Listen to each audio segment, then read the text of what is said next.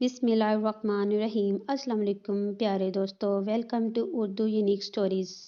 बेचारा लकड़हारा, एक सबक आमूज और दिलचस्प कहानी शुरू करने से पहले आपसे रिक्वेस्ट है हमारे चैनल को सब्सक्राइब कर लें और बेल आइकन का बटन को क्लिक कर दें ताकि बर वक्त आने वाली वीडियो का नोटिफिकेशन आपको मिल सके।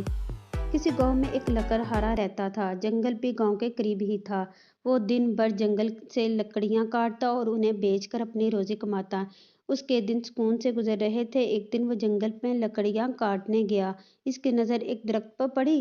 दरख्त खुश्क हो चुका था। चनाचा वो अपने कुल्हाड़े से इस दरख्त को काटने लगा। अभी इसने दरख्त पर पहली ही जरब लगाई थी कि अचानक दरख्त से एक भयानक चीख की आवाज आई। लकड़हारा डर कर पीछे हट गया। फिर देखते ही देखते इसके सामने दरख्त में से एक जिन नमूदार हुआ। इसकी शक्ल इतनी खौफनाक थी कि इसको देखकर लकड़हारे की चीख निकल गई। इसकी लाल लाल आंखें अंगारों की तरह भड़क रही थीं।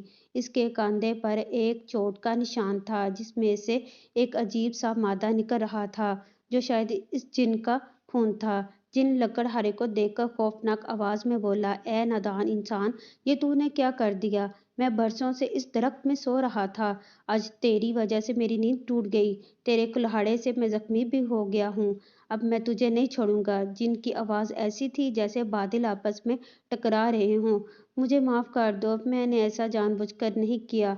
मुझे मालूम नहीं था कि तुम यहाँ सो रहे हो, वरना मैं यहाँ कभी ना आता। मुझे माफ़ कर दो, लकड़हारा कपकपाती आवाज़ में बोला।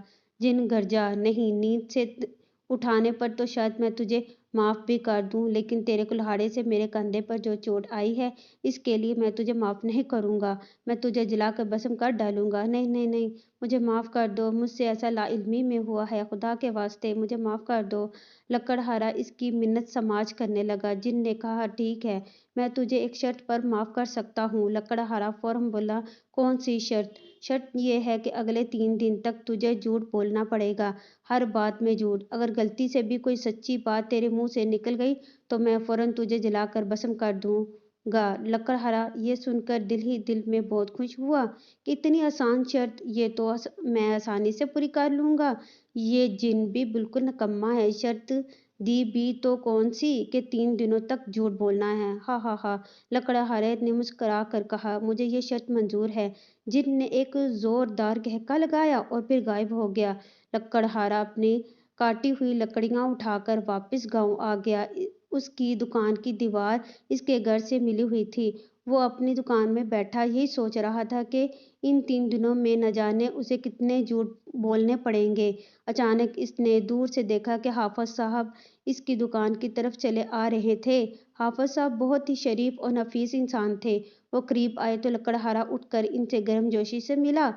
मुझे बहादुर से कुछ काम था, क्या वो घर पर है? हाफिज साहब ने पूछा। बहादुर लकड़हारे का छोटा भाई था। अभी लकड़हारा हाँ कहने ही वाला था क्योंकि बहादुर घर पर ही था, लेकिन फिर उसे याद आया कि इसने तो जिनसे वादा किया था कि वो झूठ बोलेगा। चनाचा वो बोला, नहीं हाफिज साहब, वो घर पर नहीं है। हाफिज साहब ने कहा, अच्छा, वो थोड़ी देर पहले मुझे मिला था। वो कह रहा था कि घर पर जा रहा हूँ, पता नहीं कहाँ चला गया। अच्छा खैर, मैं जब वो आए तो उसे बता देना कि मैं आया था। ठीक है, मैं उसे बता दूंगा। वो किसी काम से दरिया के किनारे गया था। लकड़हारे ने बहाना बना दिया। अच्छा, मैं चलता हूँ, हाफिज साहब ने कहा। और अभी जाने ही वाले थे और कि अचानक बहादुर खिड़की में नजर आ गया। हाफिज साहब की नज़र इस पर पड़ी तो वह चौंक गए। फिर हैरत से लकड़हारे को देखने लगे। लकड़हारा गड़बड़ा गया। वो लकड़हारे की जुबान पर अल्फाज नहीं आ रहे थे। आप तो कह रहे थे कि बहादुर दरिया पर गया है और घर में नहीं है, जबकि वो तो घर में ही है। आपने मुझसे झूठ क्यों कहा? हाफिज साहब के लहजे में खफगी थी। वो मुझे बहादुर ने ही कहा था कि हाफिज साहब से कहना कि वो घर पर नहीं है। लकड़हारे को और कुछ ना सूझा तो इसने कह दिया, क्या कहा? बहादुर ने ऐसा कहा था? मुझे आप दोनों से ये उम्मीद नहीं थी। मैं इतनी दूर से पैदल आया हूँ, कम अज कम मेरे बुढ़ापे का तो ख्याल कर लिया होता। हाफिज साहब नाराज हो गए। हाफिज साहब ने मजीद कोई बात ना सुनी और नाराज होकर चले गए। बहादुर घर से निकल कर आया और पूछा, ये हाफिज साहब क्यों चले गए? उन्हें मैंने बुलाया था। लकड़हारा घबरा गया। वो कह रहे थे کہ وہ شام کو ملنے آئیں گے۔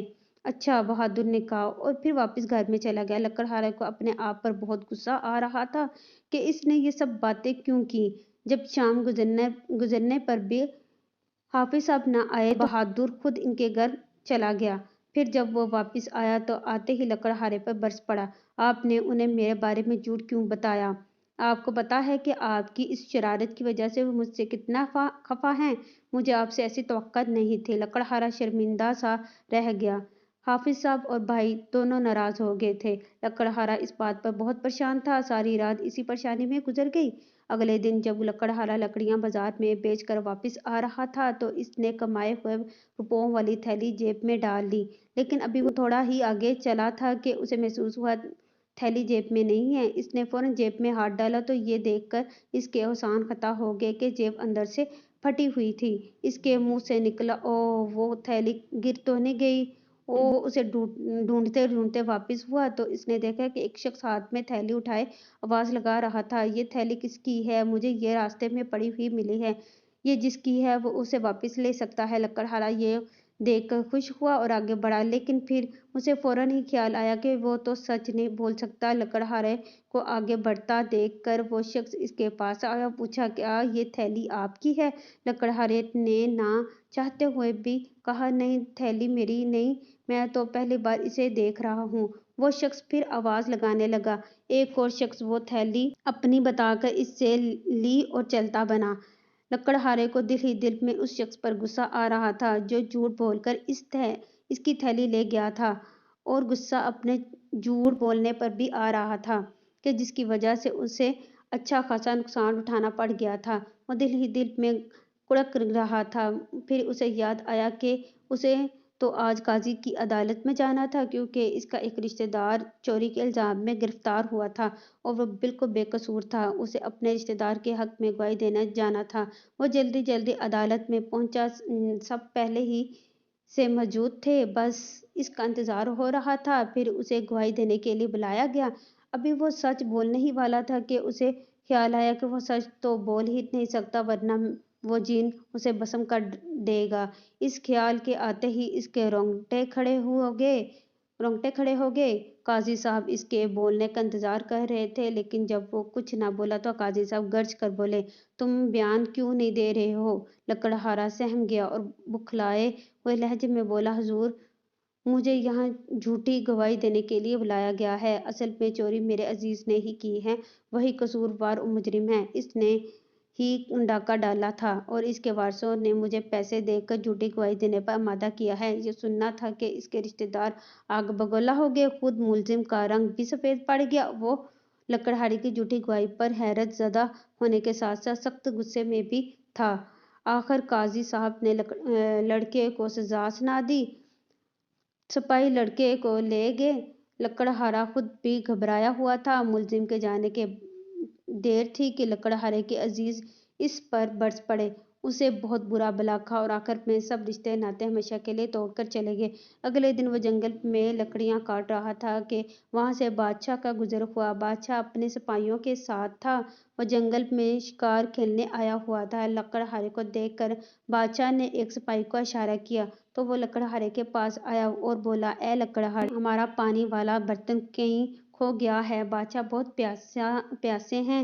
اگر تمہارے پاس پانی ہے تو بادشاہ کے لیے پیش کرو، وہ ضرور تمہیں انعام دیں گے۔ انعام کا سن کر لکڑہارا بہت خوش ہوا، کیونکہ اس کے پاس پانی موجود تھا، لیکن پھر اسے جن کا خیال آیا تو ساری خوشی غائب ہو گئی۔ وہ بولا، نہیں، میرے پاس پانی نہیں ہے، میں جنگل میں پانی ساتھ نہیں لاتا۔ اتنے میں بادشاہ اور اس کے سپاہی اس کے نزدیک آ چکے تھے۔